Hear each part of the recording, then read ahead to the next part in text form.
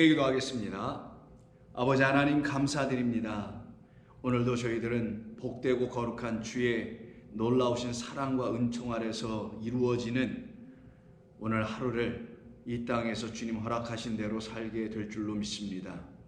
허락하신 것 이상으로도 살 수 없고 그 이하로도 살 수 없는 오직 허락하신 대로만 살게 된, 그래서 복된 저희들임을 보고 깨달아 주신 모든 삶을 온전히 이루어내는 종들이 다들 되게 하여 주시옵소서.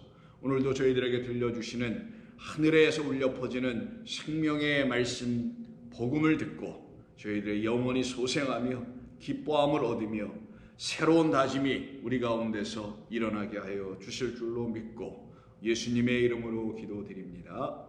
아멘. 자, 하나님 말씀 같이 나누겠습니다. 오늘도 같은 본문인 누가복음 11장, 오늘은 2절 한 절만 보겠습니다. 11장 2절입니다. 예수께서 이르시되 너희는 기도할 때에 이렇게 하라. 아버지여, 이름이 거룩히 여김을 받으시오며 나라가 임하시오며. 아멘.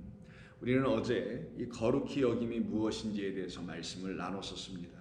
그 거룩히 여김이라는 것은 우리 하나님의 이름, 그 이름이 우리에게 비로소 아들들 된 자들에게는 비로소 거룩한 이름이 되게 하시는데, 그것이 아버지의 소원하심이요 원하심인 것을 알지 못하던 우리에게 그 아들 예수님이 오셔서 아버지께서 우리를 향하신 소원은 바로 이런 것이야. 아버지께서 우리를 향하여 갖고 계신 소원이니 아버지의 기도, 아버지의 뜻은 이런 것이니 너희들 안에 있어야 될 그 거룩함이 곧 너희들 안에서 이루어지게 할 것이라 하나님의 약속을 믿는 자들에게서는 다 이루어진다는 것을 증거하고 선포하신 것이죠.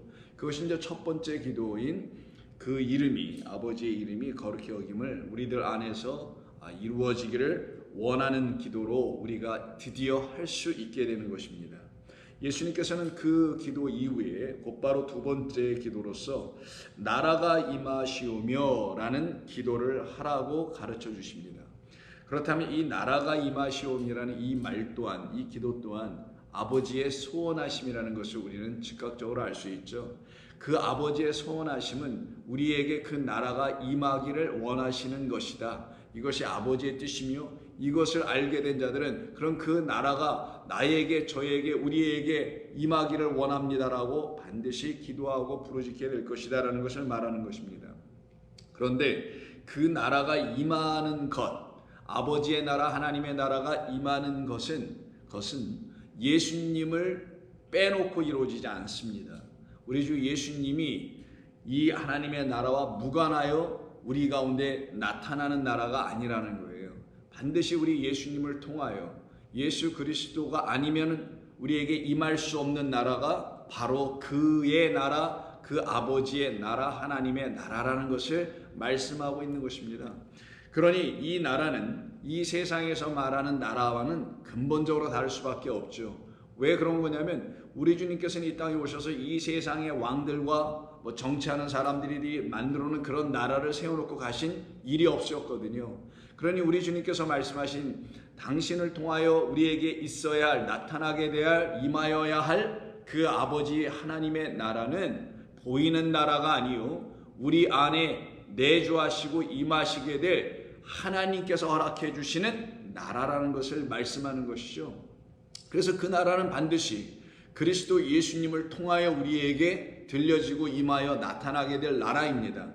보여지는 나라가 아니니 눈으로 보이는 나라 하나 세우는 일이 아니고 우리 주님으로 말미암아 우리 안에 세워져야 될 나라인 것을 말씀하는 것이죠. 그래서 그 나라를 우리에게 주시려고, 그 나라를 우리로 하여금 갖게 해 주시려고 우리 주님 이 땅에 보내어지신 것입니다. 우리 주님을 통하지 않고서는 결단코 아버지의 그 나라가 우리 가운데 임할 수 없는 것입니다.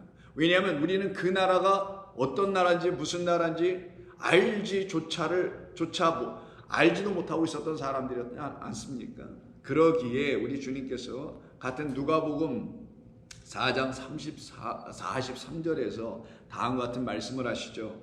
예수께서 이르시되 내가 다른 동네들에서도, 그러니까 여기만이 아니라 다른 동네 다른 마을에서도 하나님의 나라 복음을 전하여야 하리니 나는 이 일을 위하여 보내심을 받았노라.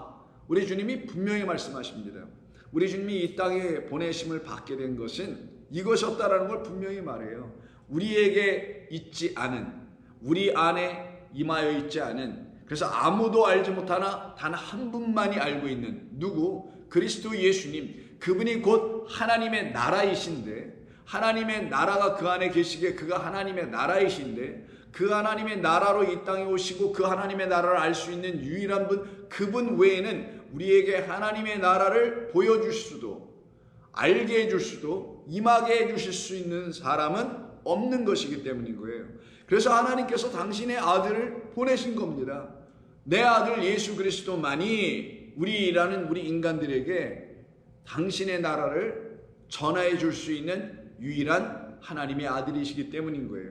그래서 본문에 보면은 하나님의 나라 복음을 전하여 하리니라고 되어 있지만 원래는 하나님의 나라를 복음으로 전하는 것이다 라고 되어 있어요.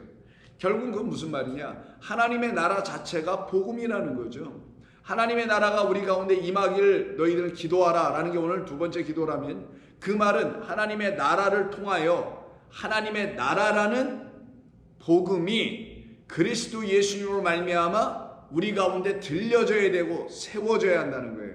그러면 우리 주님께서 전파하시고 가르치신 말씀을 듣지 아니하면, 그것을 피하여 가면은 우리는 결단코 우리에게 있어야 하나님의 나라는 세워질 수 없게 되고 나타날 수 없게 되는 것을 말합니다. 그래서 하나님의 나라라는 그 복음을 그리스도 예수님을 통하여 들을 때야만이 우리 가운데서 정말 하나님의 나라가 세워지게 되는 거예요. 그러면 이때 본문 43절에서 내가 다른 동네들에서도 하나님의 나라를 복음으로 전해야 되겠다라고 말씀하셨잖아요. 그러면 그 앞에 이미 복음을 전한 동네가 있었다라는 걸 말하죠.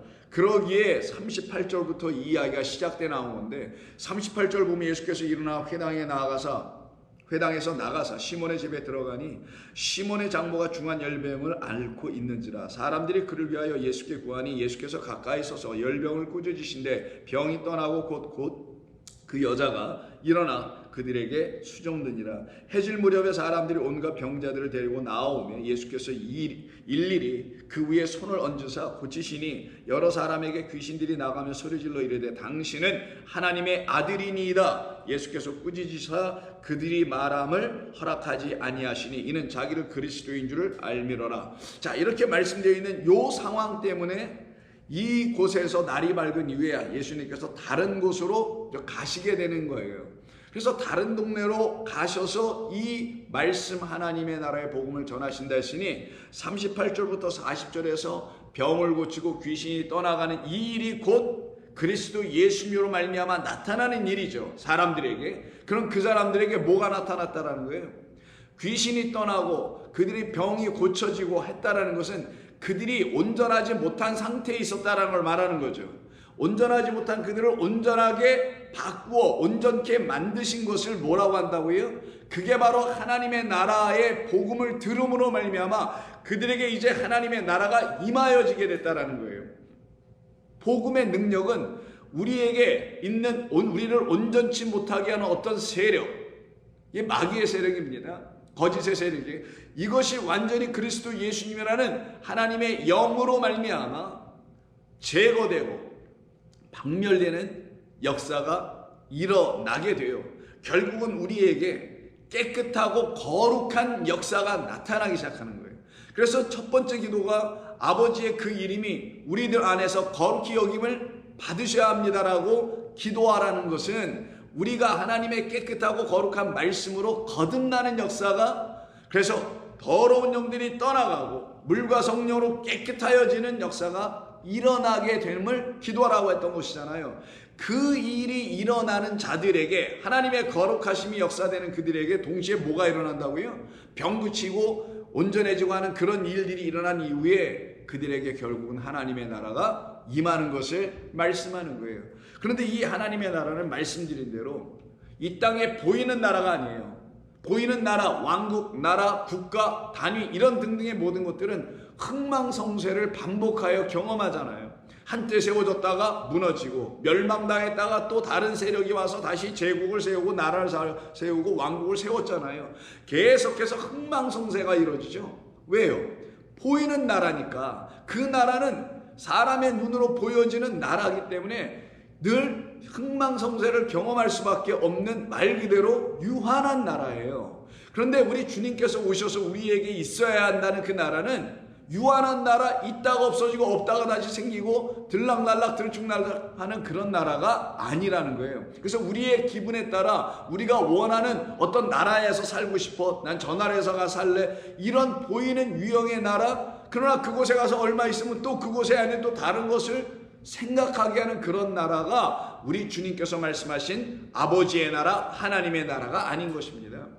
우리 주님이 이 땅에 오셔서 당신의 복음으로 우리에게 아버지의 소원을 가르쳐 보여주신 그 하나님의 나라는 영원한 나라예요. 무궁한 나라입니다. 그 영원한 나라니까 영원하신 하나님의 나라죠. 영원하신 아버지의 나라를 말하는 거예요.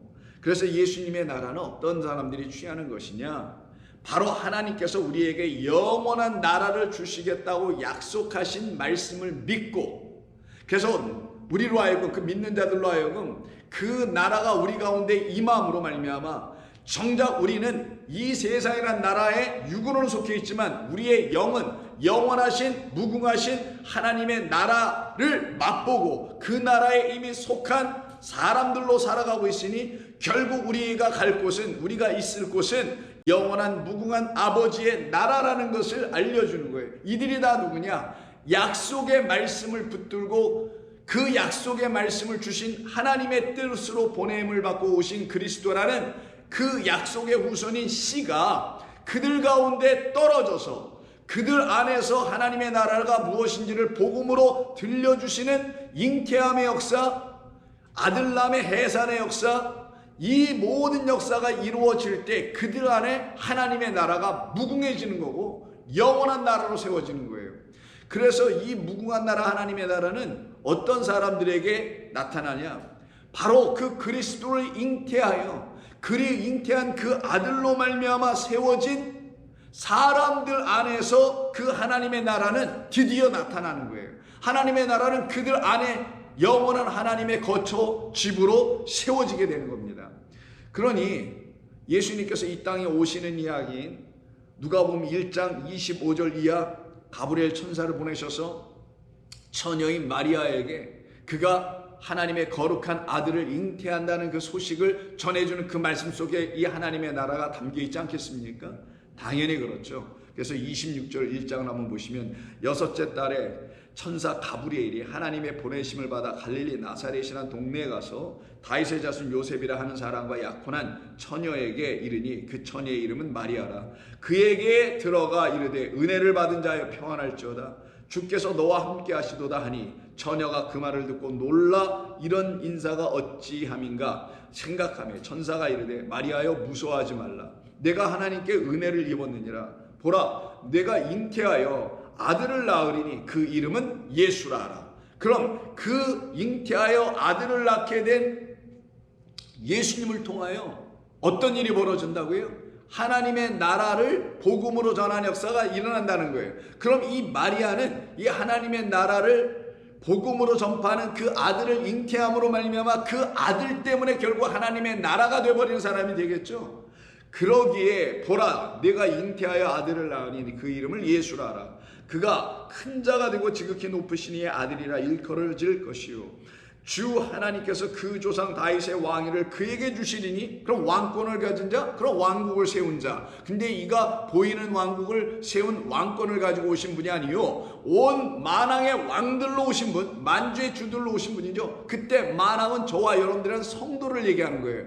하나님의 왕 같은 제사장이 되어 있고 그 나라와 소유가 되어 있는 그들. 그래서 나라가 우리 가운데 임하면 우리는 하나님의 것이 되는 것이고 그 나라가 우리 가운데 임하였으니 우리가 하나님의 왕권들을 갖고 있는 사람들이라는 걸 말하는 거예요. 그래서 그들을 만왕이요 만주라고 하는 거예요. 이 땅을 하나님의 진리인 하늘의 것으로 비로소 말할 수 있는 자, 그걸 다스리는 거예요. 그거를 통치하는 거라고 하고 그걸 다른 말로 섬기는 거라고 하는 거예요. 그래서 하나님의 아들들은 이 세상이 알지 못하는 하늘의 것을 가져오기로 되어 있는 백성들이기 때문에 이 세상은 알게 모르게 그 하나님의 아들이 나타날 것을 기다릴 수밖에 없는 곳이라고 바울이 로마서에서 8장에서 말하는 뜻이 그런 뜻입니다.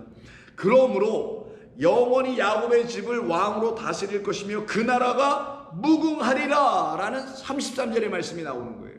그러니 그리스도 예수님으로 말미암아 우리 가운데 세워지게 될 하나님의 나라는 일시적인 나라가 아니에요. 우리의 기분에 여하 따라서 세워지고 무너지고 하는 그런 나라가 아니라 하나님의 말씀인 복음을 전하시는 우리 주님의 말씀을 들음으로 말미암아 세워지고 지어진 영원하신 하나님의 거처가 하나님의 나라인 거예요. 하나님의 나라에는 하나님이 계시겠죠. 사람의 나라, 사람의 왕국에 사람들이 있는 것처럼. 그러니 여러분 안에 하나님의 나라가 들어가면 그 안에 누가 계시다는 걸 금방 알 수 있는 거 아니겠어요?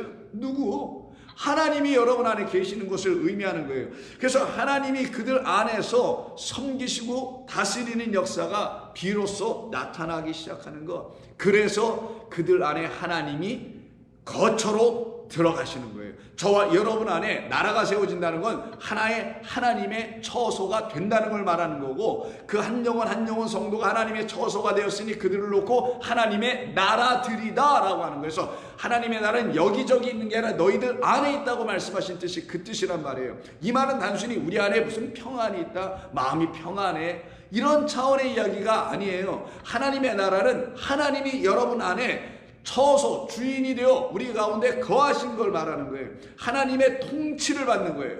하나님의 통제함을 받는 거예요. 여러분, 하나님의 통제함을 받는 게 불편한 얘기로 들리십니까? 아니면 하나님의 통제함을 받지 않고 하나님의 섬기심과 통치하심을 받지 않으면 나는 큰일 날 사람이라는 걸 알고 있다면 그것이 복되라는 것을 여러분 느끼십니까?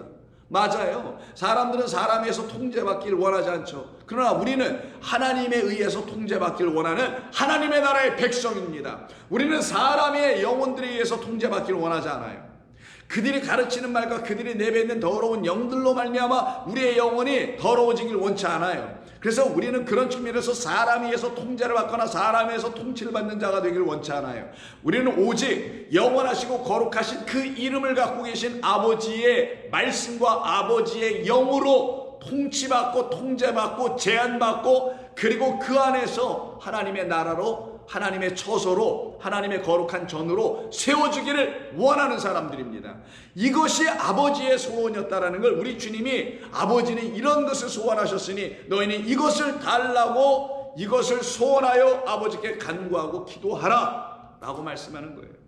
그러니 성도에게는 어마어마한 위험이 있는 거예요. 영광의 빛이 비쳐 있는 거예요. 왜? 무궁한 나라가 되어 있으니까. 여러분들은 죽지 않아요. 여러분들에게 하나님의 나라라는 영으로 말미암아 지어진 영광의 무궁한 나라가 있기 때문에 영원 무궁한 삶을 살아가게 되는 자들인데, 어찌 그들에게 육신의 따위의 죽음이 가져다주는 두려움, 불편함, 불안함, 이런 게 있을 수 있겠어요? 결단코 있을 수가 없습니다. 그래서 일찍이 하나님의 종, 하나님의 사랑하는 자, 하나님께 합한 자였던 다윗에게 하나님께서 영원한 나라를 주시기로 약속합니다. 왜 이런 얘기를 하셨을까요? 내가 너에게 영원한 나라를 줄 거야. 왜 이렇게 하셨냐면 다윗이 하나님을 위해서 하나님의 처소를 보이는 성전으로 짓고 싶었거든요. 그 보이는 성전에 하나님이 계셔 주시기를 원했거든요. 그럴 때 하나님은 어떻게 말씀하십니까? 아니야, 너는 그런 성전 지면 안 돼. 내가 너에게 그런 성전을 짓게 하려고 내가 너를 택하여 불러 세운 게 아니야. 그 성전은 너의 씨로 말미암아 너의 안에도 지어져야 되고, 그 씨로 말미암아 그리스도예요. 하나님의 생명입니다. 하나님 오시는 그리스도로 말미암아 너의 안에도 지어야 되고, 너의 백성들 우리에게 모두에게 지어져야 될 영원한 나라를 주는 성전을 그가 지어야 하니 너는 그걸 지으면 안 되지. 내가 너의 마음과 중심은 안다라는 거예요. 내가 하나님 나를 사랑하여 하나님이 거하실 처소를 아름답고 멋지고 웅장하고 광대하게 짓고 싶어 하겠지. 그러나 나는 너에게 말한다. 너에게서 날짜, 그에게서 날짜 뭐예요? 하나님에게 합한 자로부터 날짜, 믿음의 백성에게로부터 날짜, 믿음의 조상으로부터 끊임없이 물려내려왔던 그 약속의 우선 제라라는 씨 그리스도를 계속 갖고 있는 그 모든 사람들에게서 날짜, 그들에게 의해서 날짜, 그래서 마리아가 낳는 거란 말이에요. 우리가 낳는 거란 말이에요. 그리스도를 잉태하여, 진리를 잉태하여, 하나님이라는 영의 말씀을 잉태하여 우리가 육으로 살지 않고 영으로 이제 살 수 있는 자들로 다시 낳게 되잖아요. 그런 사람들 안에서 바로 누가? 그리스도라는 그 씨가 뭐를 만들어요? 영원한 나라를 짓게 해줄 거야. 그러니 너는 뭐 목재를 준비해, 석재를 준비해, 은을 준비해, 금을 준비해 등등을 다 준비해 놓고 그걸 지으려고 하지. 너는 짓지 마라. 너의 아들이 와서 질 것이다. 그 씨가 질 것이다. 그래서 솔로몬이라는 아들을 통하여 하나님께서 성전, 보이는 성전을 짓게 하신 것이나, 솔로몬 말 그대로 샬롬이에요. 샬롬은 살렘 왕이라는 거예요. 솔로몬은 살렘 왕, 예루살렘의 왕이란 말이에요. 그래서 지혜의 왕, 평강의 왕이 되는 거예요. 그럼 평강의 왕, 의의 왕으로 오신 분이 그리스도 예수 멜기 체데크 아닙니까? 바로 그와 같이 우리 보이는 왕들을 통하여 보이지 않는 진짜 왕이 우리에게 오시는 거예요. 그럼 보이는 왕들을 누구라 하냐? 하나님의 아들들이요, 말씀 가진 자들이요, 영들로 거듭난 자들이요, 이들이 다윗도 되고 솔로몬도 되고 등등등등 되는 거예요. 이들을 만왕의 왕들이라는 하나의 그 만왕의 왕들이 되어야 할 예표들에 불과하고 비유에 불과한 거예요. 그래서 저와 여러분들도 하나님의 말씀과 영으로 거듭나 있다라면, 그래서 믿음의 백성, 약속의 백성이라면 하나님의 믿음을 가지고 하나님의 약속의 말씀을 가지고 살아가는 사람들이라면 여러분들이 만왕이 되는 거예요. 그들이 낳는 후손, 그들 안에 떨어진 하나님의 씨로 말미암아 낳게 된 하나님의 아들로 말미암아 저와 여러분들 안에 거룩한 나라가 세워지는 거예요. 그래서 사무엘하 7장 12절 보시면 다윗에게 하나님께서 선지자 나단을 통하여 다음과 같은 말씀을 주십니다. 내 수완이 차서 내 조상들과 함께 누울 때, 곧 죽을 때라는 거죠. 내가 너의 몸에서 날 씨를, 너의 몸에서 날 너의 씨를, 이렇게 얘기해요. 씨라고 얘기합니다. 그 씨 때문에 그러는 거예요. 아브라함에게 약속했던 그 씨 때문에.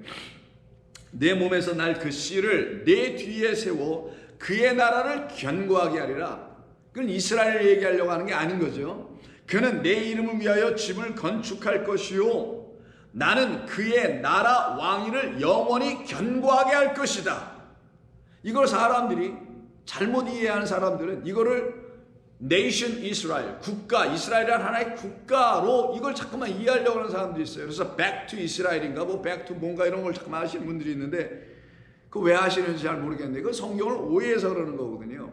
하나님의 말씀을 문자로 읽은 것뿐만 아니라 그 문자로 읽은 것을 보이는 세상에 적용하였기 때문에 그들은 그것에 얽매이는 거예요. 자꾸만.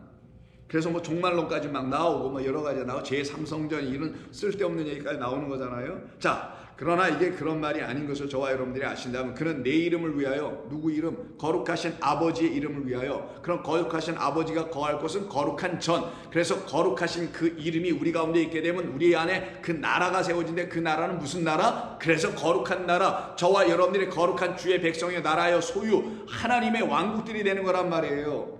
그래서 건축할 것이요, 뭐를? 집을, 베이트, 성전을, 나는 그의 나라 왕위를 견고하게 하리라. 16절, 내 집과 내 나라가 내 앞에서 영원히 보존되고, 그래서 무궁한 나라예요. 아까 누가 1장에서 읽은 것처럼 내 왕위가 영원히 견고하게 될 것이다. 그러면 이 말씀대로, 이 말씀을 약속대로 믿고 있는 모든 성도들은 그들 안에 이 나라가 세워질 거 아니겠냐고요. 그러니 그들이 이 나라를 갖고 있으면 이 나라는 단 하나만 있는 나라, 이 세상의 나라는 이 나라 저 나라, 큰 나라 약한 나라, 강대국 뭐 무슨 거, 이렇게 상대적인 비유로 상대적인 우위점을 서로 나눠 가지면서 비교할 수 있는 나라들이잖아요, 전부 다. 그래서 상대적인 나라만 갖고 있잖아요. 그러나 하나님의 나라, 하나님의 왕국을 갖고 있는 사람들은 유일한 단 하나밖에 없는 나라니 절대적인 나라예요. 그래서 이들은 그 하나를 갖고 있기 때문에 그 나머지 게 필요가 없어진 자들, 아무리 다른 것을 준다 하더라도 관심이 없는 자들,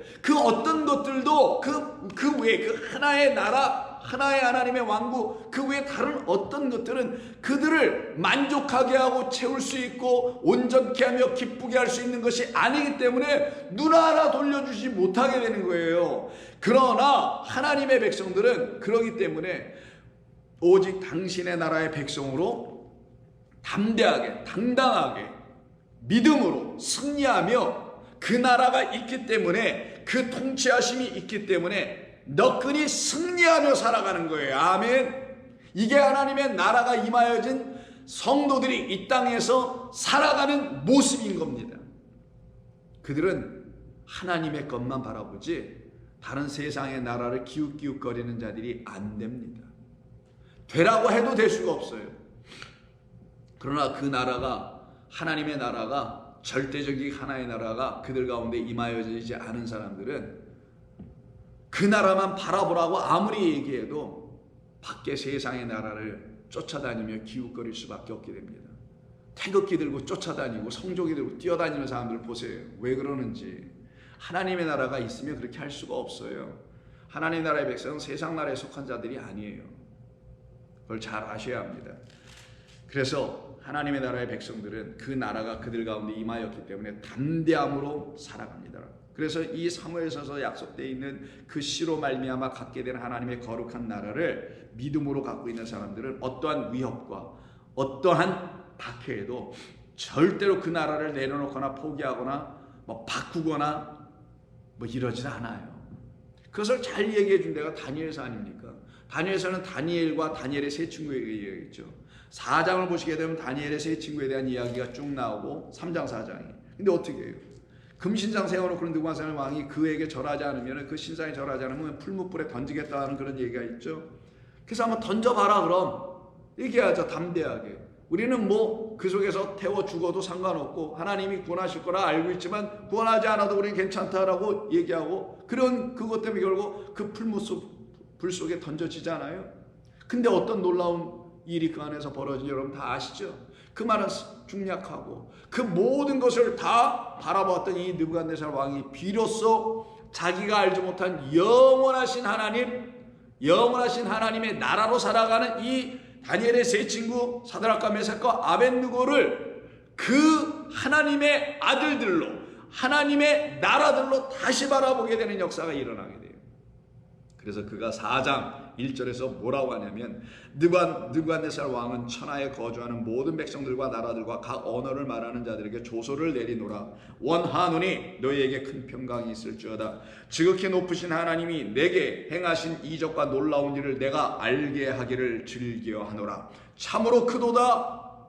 처음에 이 사람이 이렇게 말하지 못한 사람이 있었어요. 우리도 그랬죠. 하나님을 이렇게 말할 수 없는 사람들이었죠. 근데 이제부터는, 언제부터는 얘기하잖아요. 참으로 크도다. 그의 이적이요. 참으로 능하도다. 그의 놀라운 일이요. 그의 나라는 영원한 나라요. 그의 통치는 대대에 이르리로다. 그의 나라는 영원한 나라요. 그의 통치는 대대에 이르리로다. 이야기는 여기서 끝나지 않아요. 그 다니엘의 세 친구의 친구인 그 다니엘 또한 그를 정치적으로 모함하고 경쟁하는 사람들에 의해서, 소위 고관대작들에 의해서 그가 결국 죽임을 당할 수밖에 없는 상황에 몰려갑니다. 그 이유는 그가 하나님의 소원하심을 알고 그 소원을 가지고 안으로 갖고 기도한 사람이었기 때문이에요. 그래서 하나님 앞에 기도하는 그를 제거하고 멸시하고 죽이려고 모함을 만들어서 짜낸 그 틀에 다니엘은 뻔히 걸려들 거 알면서도 스스로 피할 수 있는 준비를 얼마든지 할 수 있었음에도 불구하고 전혀 그러지 아니하고 그에게 찾아오신 하나님과 그의 나라로 말미암아 살아가고 있는 것이 너무나 영광스럽고 감사한 그가 어찌 다른 어떤 것과 타협을 할 수 있으며 맞바꿀 수가 있겠느냐고요. 여러분도 그렇게 못하시잖아요. 그럼 다니엘이 어떻게 했겠냐고요. 다니엘이 못했다면 하나님의 백성들인 저와 여러분들도 그런 일은 일어날 수가 없어요. 근데 그런 일을 날마다 삶에서 경험한다니까요. 무슨 큰 일, 이런 일이 있어야만 다니엘에게처럼 사자굴에 던져지는 그런 일이 있어야만 되는 게 아니라 날마다 여러분들이 복음을 듣고서도 복음을 가졌음에도 불구하고 그 복음을 진리로 말하지 않는 사람 앞에 섰을 때 그를 피해갈 때가 많잖아요. 여러분들이 대적할 수 있는 능력이 있어야 된단 말이에요. 어떻게 되죠? 뭐 그 사람과 싸우라는 게 아니라 그 사람 안에 있는 더러운 영과 싸워 이겨낼 수 있는 복음이 여러분 안에 있어. 그 말씀으로 여러분 살아계신 분들이라면은, 그래서 산자들이 되었다면 그 산자 하나님을 어찌 증거하지 못하고 그냥 타협하는 모습으로 지나갈 수 있냐고요. 인간관계 불편할까봐, 그 사람과 껄끄러운 관계가 될까봐 이러는 모습들이 있지 않습니까? 여러분 담대하십시오. 이겨내십시오. 하나님이 여러분과 함께 하심을 아십시오. 그래서 하나님 여러분을 구원해내신 거 아니냐고요. 그 구원의 은혜가 여러분 가운데 있는데 어찌 그럴 수가 있겠느냐고요. 이런 다니엘서를 읽은 것은 우리에게 무슨 용기 주려고 하는 게 아니잖아요. 성도들이 힘을 내라 용기를 내라는 게 아니라 이미 성도가 된 사람은 용기를 애써 낼 것도 없어요. 이미 하나님의 나라의 백성된 사람, 그 나라가 임하고 그 왕국을 갖고 누리며 살아가는 사람들은 애써 그럴 이유가 없어요. 그게 없으니까 그냥 애써 하려고 하는 거겠지. 그건 흉내내는 거고요. 하나님의 나라의 통치함을 매일매일 받는, 말씀으로 통치함받고 그 영으로 통치함받고 성령의 인도하심을 따라 증인의 역사의 삶을 살아가는 사람들이라면은 자연스럽게 될 수밖에 없습니다. 그래서 6장, 다니엘서 6장 10절 보면 다니엘은 기도합니다. 이 조서에 왕의 도장이 찍힌 것을 뻔히 알고도 자기 집에 돌아가서는 윗방에 올라가 예루살렘으로 향한 창문을 열고 전에 하던 대로 하루에 3번씩 무릎을 꿇고 기도하며 그의 하나님께 감사하였더라. 오히려 감사하네요. 하나님 이걸 어떻게 하죠? 저들이 나를 죽인다고 모함하는데 기도는 안 할 수 없고 하나님 피할 길을 열어주세요. 이렇게 기도했나요? 아니에요. 그건 이 세상 잘못된 기독교가 가르치는 이야기들 아닙니까? 우리는 피할 길을 가르쳐주는, 보여달라고 기도할 자가 아니에요. 우리는 이미 이 죽음의 계곡에서 피할 길을 열어주신 그리스도로 말미암아 그걸 피하여, 사망의 길을 피하여 생명의 길로 들어온 사람인데 뭘 또 더 피할 길을 달라고 그래요. 그 피할 길 달라면 뭐 세상으로 다시 돌아가는 것밖에 더 있어요? 아닙니다. 우리는 피할 길이 없어. 더 이상 피할 것도 없고 피할 일도 없어요. 예수 믿는 사람 단 하나, 이미 그 사망의 권세에서 피하여 나온 자들, 소돔과 고모라에서 피하여 나오게 하신 하나님의 손길을 받은 사람들 아닙니까? 그 애굽에서 피하여, 장자의 죽음들 속에서 피하여 나온 사람들 아니에요. 근데 뭐를 더? 아닙니다. 이는 그렇게 기도하지 않았어요. 11절 그 무리들이 모여서 다니엘이 자기 하나님 앞에 기도하고 간구하는 것을 발견하곤 얼마나 좋았을까요? 봐라, 우리 이제 드디어 한 건 했다. 저는 딱 걸렸네. 뭐 이런 거죠. 그리고는 어떻게 합니까? 결국은 사자굴에 던져졌으나 하나님께서 그를 이미 구원해 내신 하나님이시며 하나님에 의해서 이미 구원을 받은 사람이라는 것을 온 세상에 증거해 주려고 사자굴에서 건져내는 겁니다. 하나님은 사자굴에서 우리를 안 건져내시기도 하는 거예요. 상관없는 거예요. 왜? 이미 구원받았으니까. 어떤 사람은 사자굴에서, 어떤 사람은 콜로시움이라는 경기장에서 죽어갔잖아요. 왜? 이미 구원받았으니까. 그리고 그들 안에 확신을 주셨고, 그래서 그들은 시저라 로드, 주라고 하나님이라고 시라고 인정하고 목숨 구걸하며 살아난 자들이 아니잖아요. 왜? 그들에게 참된 하나님이 계시니까. 두려울 게 없는 자들이니까. 그래서 어떤 사람들은 그 죽음을 경험하게 되나, 어떤 사람도 거기서 건져져 나와요. 왜? 이렇게 그 사자굴에 던져버렸던 이 세상과 세상 왕과 세상 나라를 향하여 하나님의 나라가 있음을 선포해 줘야 하기 때문에, 그 영원하고 무궁한 나라가 있다는 걸 알려주시려고. 그래서 6장 26절 보세요. 이 모든 일이 끝난 이후에 내가 이제 다시 조서를 또 내리네요. 이 느부갓네살 왕의 특기는 조서 내리는 겁니다. 좌우지간. 그 조서의 내용은 하나님은 살아계시다, 하나님만이 유일하신 하나님이시다, 신이시다, 그리고 그의 나라는 무궁하다는 것이겠죠. 내려놓으라, 내 나라 관할 아래에 있는 사람들은 다 다니엘의 하나님 앞에서 떨며 두려워할지니 그는 살아계신 하나님이시요 영원히 변하지 아니하실 하나님이시며 그의 나라는 멸망하지 아니할 것이요 그의 권세는 무궁할 것이며 그는 구원도 하시며 건져내기도 하시며 하늘에서든지 땅에서든지 이적과 기사를 행하시는 이로써 다니엘을 구원하여 사자의 입에서 벗어나게 하셨음이라. 이 역사가 일어나네요. 왜 이렇게 하신 거예요? 우리나라는 성도들이 이렇게 살 거라는 걸 보여주시려고 하는 거잖아요. 그럼 성도들이 기업으로 물려받게 될, 갖게 될, 그들 안으로 영접하게 되고 누리게 될 나라가 영원한 무궁한 아버지 하나님의 나라예요. 그래서 곧바로 7장 넘어가서 다니엘이 환상을 하나님의 놀라우신 은총 안에서 보게 되죠. 그때 그가 본 환상은 뭐냐? 성도들이 얻게 될 그 영원한 나라예요. 를 말합니다. 그래서 7장 18절. 지극히 높으신 이 하나님의 성도들이 나라를 얻게 될 것인데, 그 나라는 그 백성들에게 어떤 것을 누리게 하는, 그 안에서 참되게 기쁘게 살아가게 하는 나라인데, 그 누림은 영원하고 또한 영원하고 또한 영원하리라. 무려 영원을 3번이나 연거푸어 말해줍니다. 그러니 그 나라는 있다가 없어지는 느부갓네살과 같은 그가 통치하는 나라가 아님을 말해주는 것이죠. 그러니 그 나라는 영원한 나라니, 그 나라의 권세를 받은 성도들은 어떻게 했어요? 이 세상에서 죽여나가고 죽임당하고 박해당하고 그럴 수 있으나, 그 나라를 가졌다는 이유 때문에 그런 걸 경험할 수 있으나, 그 나라를 빼앗길 수 없다는 이유 때문에 그런 것을 결단코 두려워하지도 않게 되는 믿음의 백성, 생명을 갖게 된 백성들입니다. 그래서 같은 7장 27절 보시면, 나라와 권세와 온 천하 나라들의 위세가 지극히 높으신 이의 거룩한 백성에게 붙임바 되리니 그의 나라는 영원한 나라이니라. 모든 권세에 있는 자들이 다 그를 섬기며 복종하게 될 나라이니라. 그러니 이 나라 한 나라를 갖고 있지 못하며 다른 수많은 이 땅의 어떤 나라와 이 땅의 어떤 것을 더덕더덕 안으로 갖고 붙이고 살아가는 사람들은 정말 불쌍한 사람들인 거예요. 진정 하나님 보시기에 불쌍한 사람은요, 못 먹고 못 배우고 못 가지고 못 누리고 사는 사람들이 아닙니다.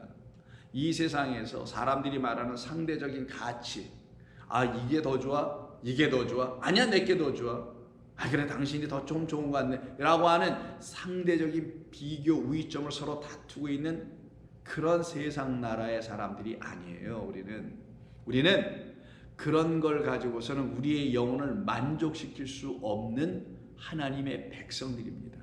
그래서 하나님의 백성이 구별되는 방법, 구별되는 기준선은 이 세상의 것으로 채우고 만족할 것이냐, 아니면 그것은 아니라는 것을 확실히 알고 있느냐 없느냐가 딱 나눠지는 기준점이에요. 분리점이에요. 여기가. 이게 어떻게 분기점일 수 있어요? 왜냐하면 그들은 자기들의 영혼을 만족하게 할 수 있는 그 어떠한 것은 이 땅에 없다라는 걸 알아요. 이 땅을 통하여 오직 우리의 눈을 하늘로 보게 하여 하늘에 계신 하나님만이 우리의 영혼을 풍족하게 하고 만족하게 하여, 결단코 세상이 말하는 가난한 영혼들이 아니라, 세상이 또 말하는 부유한 영혼, 부자들이 아니라, 하나님 보시기에 가난하나 하나님 보시기에 하나님으로 부유한 그런 부자들로 만들어 가시는 것이 하나님의 뜻이기 때문입니다. 그러니 그들은 이 세상에서 하나님 보신 가난한 자들로 살 거 아니겠냐고요. 이 세상에 사람들이 보는 가난한 자들은 있고 없고 뭐 이런 등등이지만, 하나님이 보시는 가난한 자들은 어떤 사람들이냐, 하나님이 찾으시는 가난한 자들은 세상의 것으로는 안 됩니다. 제 영혼은 그런 걸로 채울 수도 없고 채워봤자 채워지지도 않습니다. 저는 이것을 이제 알게 됐습니다 라고 하나님 앞에 무릎 꿇고, 하나님, 저에게 당신으로만 채워, 당신이라는 절대적인 그 하나가 내 안에 들어오시지 않으면 저는 날마다 가난하고 날마다 부족하며 날마다 헐벗은 자일 수밖에 없습니다. 그런 저를 불쌍히 여겨주세요라고 하는 그런 가난한 자 되어 있는 사람들이 하나님으로 말미암아 채워지니, 그들이 이 세상이 알지 못하는 하늘의 권세와 하늘의 복락으로 복된 자들이 되는 거예요. 여러분, 그렇게 지금 그런 믿음 생활을 하고 계십니까? 이 세상의 것은 괜찮습니까? 사람들과 서로 비교하며 견주며 살아가는, 그래서 쓰라리고 고통이나 당하고 자존심이나 상하고 자존감이나 잃어버리게 되는 그런 걸로 여러분 아직도 살고 계시지는 않습니까? 그러지 않으시기를, 그렇지 않기를 바라며 그렇게 또 않으신 줄로 압니다. 그렇다면 여러분들은 가난한 영혼인 거예요. 세상이 알지 못하는, 그러나 하나님은 알고 계시는 그 가난한 자들, 세상이 아는 가난한 자들은 있고 없고잖아요. 누리고 못 누리고 뭐 이런 등등 아닙니까? 그런 가난한 자 아니라 이 땅에서 많이 갖고 있든 많이 못 갖고 있든, 그래서 세상이 말하는 가난한 자든 부자이든 관계없이 하나님 보시기에 가난한 자 되어 있다면 그들은 복된 자들이에요. 그들에게 채워질 게 뭐냐고요? 바로 하나님의 나라가 그들에게 채워지는 거예요. 하나님이라는 나라예요. 그들에게 왕국은 하나님밖에 없으니까. 그래서 누가복음 6장 20절을 보면은 누가복음식의 산상수훈이 기록된 본문 아닙니까? 우리가 전에 했지만 한번 보시죠. 6장 20절 보시면 예수께서 눈을 들어 제자들을 보시고 이르시되 너희 가난한 자는 복이 있나니. 왜 가난해요? 땅의 것으로 채울 수 없는 것을 비로소 알게 된 자, 오직 하늘에 보이지 않는 것은 하늘이니까. 그래서 은밀하고 비밀스러운 그것으로만 채워지는 자들. 그래서 그 비밀의 것이 발견되고 들려지고 만져지고 맛을 보게 되니 그때부터 그것을 자기들 안으로 채워 세상이 알지 못하는 것. 그래서 비밀, 그리스도는 그래서 복음이 선포한 비밀, 그거 하나를 갖게 된 사람들, 이들만이 복된 자들이죠. 복이 있나니 하나님의 나라가 너희 것이며. 그런 이 하나님의 나라를 알지 못하고 있는 이 세상에 속해 있는 사람들에게 그 하나님의 나라가 우리에게 임하여 주기를 너희들 기도하라라고 지금 가르쳐 주신 그 주님께서 그 하나님의 나라를 선포하시러 오신 것이고, 나는 이런 이유 때문에 보냄을 받았다 하신 그 예수님이 이 땅에 오셔서 그럼 그 하나님의 나라를 이 세상에 주셔야 될 거 아니겠냐고요. 저와 여러분이나 우리들에게 주셔야 되는 것 아니겠냐고요.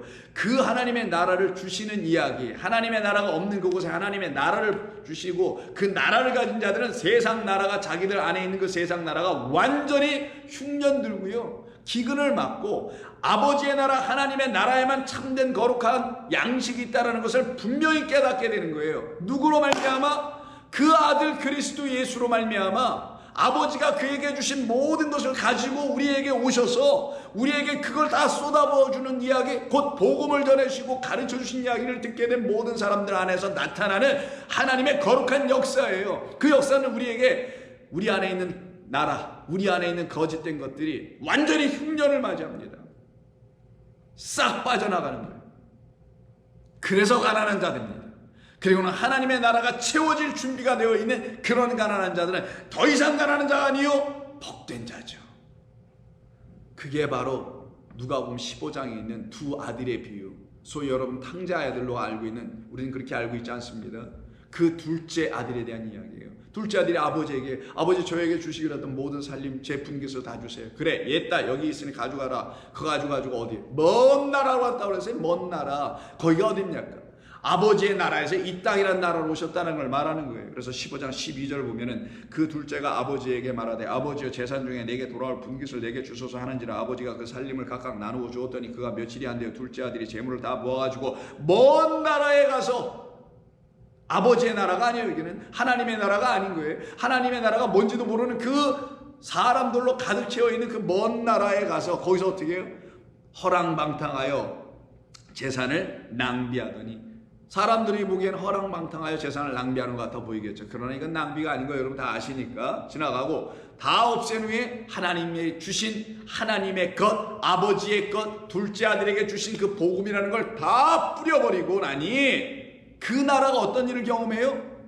흉년을 맞이하더라는 거예요. 무슨 말입니까? 아니 다 뿌린 다음에 그 나라가 흉년을 맞이한 게 이게 무슨 말이냐고요 갑자기. 이게 뭔 말이냐면 예수 그리스도께서 이 땅에 아버지의 말씀을 들고 오셔서 생명 있는 말씀을 이 세상에 뿌립니다. 근데 그것을 영접하는 자들이 있죠. 그 말씀을 영접하는 자들, 그들 안에서 어떤 일이 일어나냐? 7년 흉년이 일어나는 거예요.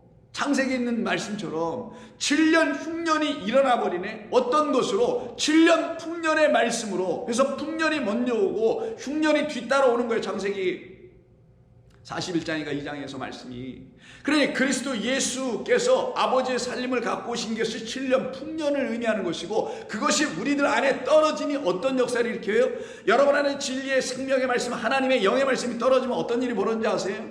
여러분이 알지 못하고 있었을 때, 하나님이 누군지도 모르고 그 영의 말씀이 뭔지도 모르고 진리가 뭔지도 모르고 있었을 때 여러분 안에 가득가득 채우고 있었던 그것, 그게 이 세상에 날아가 주는 것이었고, 그게 뭐냐? 바로 거짓된 것들인 거예요. 그 거짓된 것은 진리라는 하나님의 나라의 말씀을 들으면 어떻게 돼요? 이 거짓이 거짓이라는 걸 알려주는 거예요.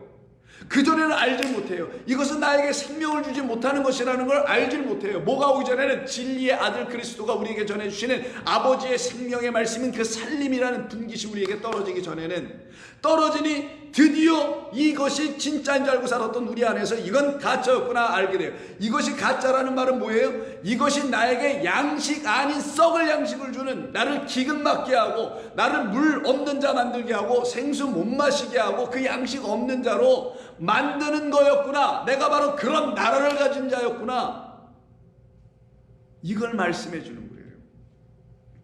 다 없앤 후에 그 나라의 흉년, 우리들 안에 있는 나라가 드디어 흉년을 막기 시작하네요. 아멘입니다. 왜? 내 안에 있는 나라는 나에게 양식 줄 수 없다는 걸 보여주나 그 아들이 나에게 주신 그 말씀으로 말미암아 내게 진정 생명이라는 양식을 줄 수 있는 나라는 아버지의 나라 하나밖에 없다라는 걸 설명해 주는 거예요. 그래서 어떻게 해요? 비로소 궁핍하여진지라 가난해지는 거예요.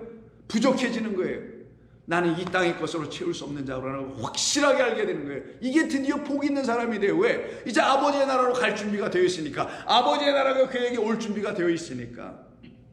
그래서 그가 17절에서 이런 얘기를 합니다. 이에 스스로 돌이켜 이르되 내 아버지에게는, 아버지의 그 나라에는, 집에는 양식이 풍족한 푸른꾼이 얼마나 많은가. 나는 여기서 줄여 죽는구나. 이럴 게 아니지. 내가 일어나야 되겠다. 아버지께 가야 되겠다. 라고 이르기를 아버지, 내가 하늘과 아버지께 죄를 지었습니다. 라고 하며 돌이켜가네요. 그래서 예수님께서 마태복음 4장에서 뭐라고 말씀하십니까? 내가 하나님의 나라를 전파하여 그 하나님의 나라를 듣고 회개하게 하기 위해 내가 왔다라고 하잖아요. 회개하여 하나님의 나라의 복음을 들어라. 이 말씀이 그래서 연결되는 거예요. 그러니 우리에게 있어야 될 하나님의 거룩한 나라는 바로 그렇게 역사되게 되는 거죠. 그때 그들이 알지 못했던 하나님의 나라는 그들 안에서 이제 발견되고 알게 되고 들어오게 된 나라니, 세상이 알지 못한 나라, 그래서 자녀들에게만, 아들들에게만 주시는, 아이들에게만 허락하시는 그 비밀, 은밀한 거예요. 그게 하나님의 나라입니다. 비밀이에요. 복음이에요. 생명 있는 말씀이에요. 그리스도를 말하는 거예요. 그래서 8장 다시 돌아가서 보시면은 예수님께서 1절 이하에서 예수님이 하나님의 나라의 복음을 선포하신다고 되어 있어요. 12 제자와 함께 그 일을 하십니다. 그리고 난 후에 9절에서 뭐라고 하시냐. 제자들이 비유의 말씀을 들었어요. 씨 뿌린 자 비유의 말씀. 이 비유 왜 하신 거예요? 여러분, 비유 우리가 왜 듣죠? 비유를 뭐 잘 이해해서 그걸 어떻게 어디 가서 설교하고 쓰려고요? 아니에요. 비유를 듣는 이유는 딱 한 가지라 그랬죠. 비유가 모델이 되기 때문에 우리에게. 비유는 보여지는 어떤 사건을 형상화하여 우리에게 이미지화시켜서 우리로 하여금 우리가 알지 못한 그 은밀한 비밀을, 하나님의 뜻을, 하나님의 소원을, 하나님의 나라를 보여주게 하시려고 하는 거예요. 그게 비유의 목적이에요. 그래서 비유는 비밀을 들춰내게 하기 위한 하나님의 뜻이 그 안에 담겨 있는 겁니다. 그게 씨 뿌린 자의 비유가 그래서 4절부터 8절까지 있는 거고, 이 비유를 딱 듣고 난 제자들이 이 비유의 뜻을 물으니 이르시기를 하나님의 나라의 비밀을 아는 것이 너희에게는 허락되었으나 라고 얘기해요. 제자들, 성도들, 그 나라의 약속을 믿고 살아가는 너희들에게 그 하나님의 나라가 이제 들춰져 보여지게 되지. 비유는 비유로 이 땅에 오신 그리스도 예수님을 통하여 하나님의 나라 그 자체가 비밀인데 그 비밀이 다 들추어지지. 그러면 그들은 더 이상 가난한 자가 되지 않아요. 그래서 가난한 자들 안에는요, 하나님이 차신 그 가난한 자들 안에는 하나님의 비밀로 가득 채워지는 풍성한 복을 누리게 됩니다. 세상이 알지 못하고 세상 관심도 없고 오직 하나님의 자녀들만 관심이 있으며 그들의 귀에는 늘 들려지는 그 하늘의 은밀하고 신비한 놀라운 이야기를 그들은 날마다 듣기를 소원하는 사람들로 살아가게 되는 거예요. 바로 그러기에 이들 안에서 하나님은 역사하시죠. 그래서 다음 장인 10장 21절 이하에서도 그때 예수께서 성령으로 기뻐하시며 이르시되 천지의 주제이신 아버지여, 이것을 지혜롭고 슬기 있는 자들에게는 다 숨겨지고 그들에게 아직 그 비밀이 나타나지 않아서 그들은 겉으로는 부유한 것 같으나 하나님이 찾으시는 그 가난한 복된 자, 당신으로 채워지지 못하는 자라는 것이나 어린아이들에게는 나타내심을 감사하나이다. 옳소이다. 이렇게 된 것이 아버지의 뜻입니다. 저와 여러분들에게 뜻을 나타내신다라는 겁니다. 내 아버지께서 모든 것을 내게 주셨으니 아버지 외에는 아들이 누구인지 아는 자가 없고 아들과 또 아들의 소원대로, 그래서 지금 우리 예수님의 소원을 담은 게 기도예요. 아버지의 소원을 담아서 그렇게 기도하게 가르쳐 주는 거잖아요. 아들의 소원대로 계시를 받은 자 외에는 아버지가 누구이신지를 알 수가 없으니 아버지는 늘 비밀이었다라는 거네요. 근데 그 비밀은 아들로 말미암아, 그리스도 예수님으로 말미암아 들추어 보여지게 되는 거예요. 그러니 그들은 그 나라가 무엇인지를 알기 시작하는 그 순간서부터 그 나라가 자기 안에 임하여지길 원하죠. 그 아버지의 통치하심이, 아버지의 임재하심이, 아버지가 나를 처소와 성전으로 삼으시겠다라는 것을 담아놓은 그 뜻을 갖고 있는 나라가 우리 가운데 임하는 거예요.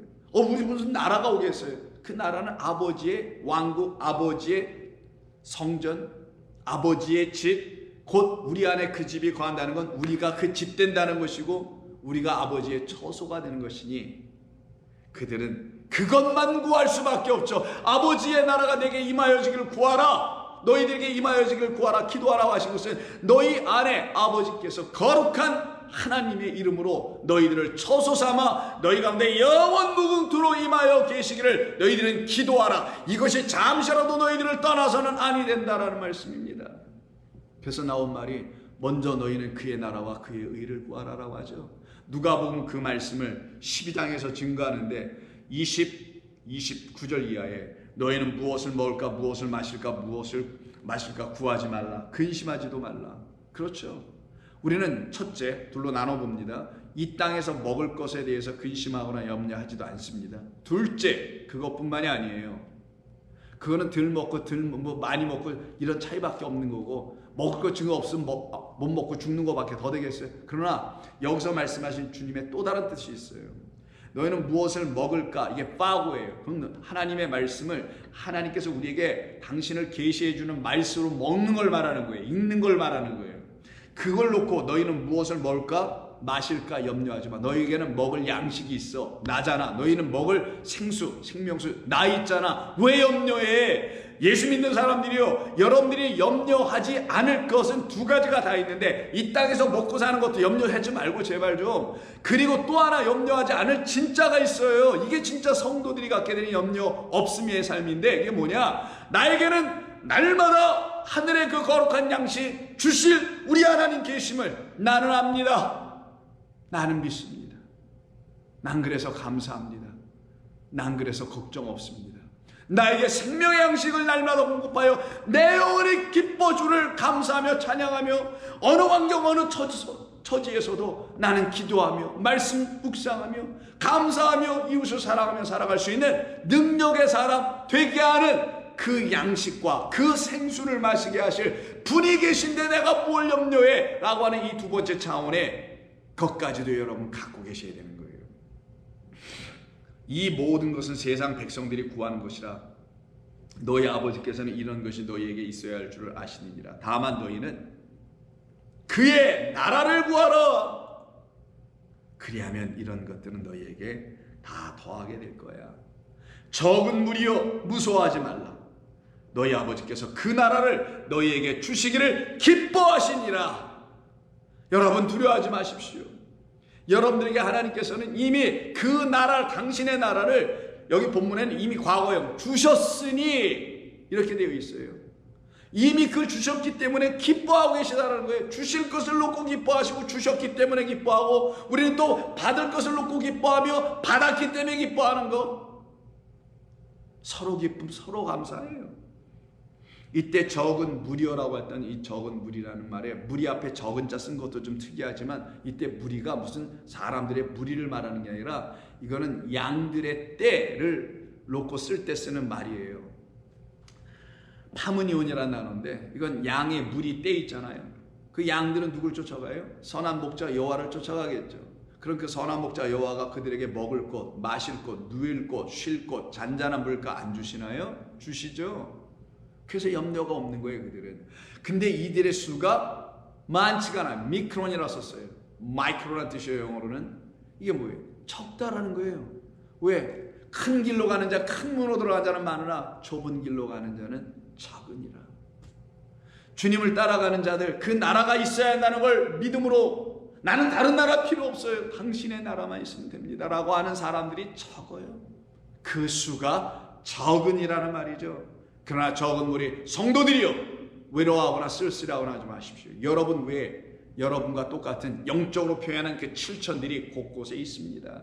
하나님은 그렇게 당신의 자녀들을 하나님께서 친히 양육하고 계심을 알아야 되는 거예요. 그래서 너희는 두려워하거나 무서워하지 말라. 너희 아버지께서 그 나라를 너희에게 주시리라. 그러니 그 나라를 구하라. 그래서 오늘 본문에서 나라가 임하시오며 라고 기도하라. 왜? 이것이 아버지께서 우리를 향한 소원이기 때문입니다. 아버지 하나님 고맙습니다. 오늘도 저희들에게 허락해 주신 귀한 이 삶을 헛되이 살게 하지 아니하게 하시고자 생명이 있는 말씀을 그리스도의 영으로 다시 듣게 하여 주신 하나님 아버지께 감사드립니다. 모든 주의 성도들이 하나님의 뜻에, 하나님의 소원하심에 다 순종하여 그 소원을 더불어 구하며 살아가는 자들 되게 하여 주옵소서. 예수님의 이름으로 기도드립니다. 아멘.